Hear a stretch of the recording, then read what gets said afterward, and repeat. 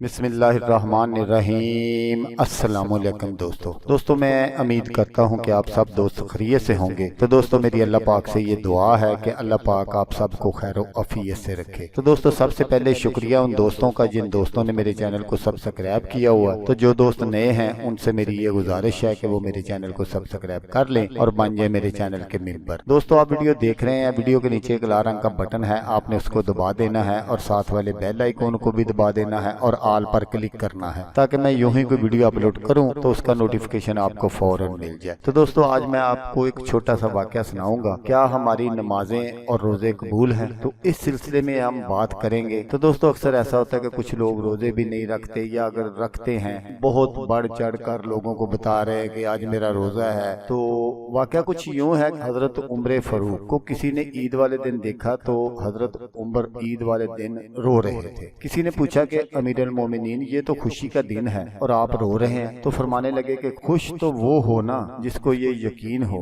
कि उसके नमाज और रोजे कबूल हो गए। मुझे तो अभी पता ही नहीं है कि मेरी नमाज और रोजे कबूल होंगे या वापस कर दिए जाएंगे। जाओ और मुझे खुशखबरी सुनाओ कि आपके रोजे और नमाजें कबूल हो गई हैं। वो तो बड़ा बेनियाज है, वो चाहे तो कहे कि जा उठा कर ले जा, तेरी नमाज और रोजे मुझे पसंद नहीं है। इसलिए दोस्तों मैं अक्सर कहता हूँ कि आजिज़ी में रहें, इनकसारी में रहें, अमल करके रोएं। ऐ अल्लाह तेरे काबुल तो नहीं पर तो अपनी रहमत फरमा दे और हमारी इबादतों को कबूल फरमा।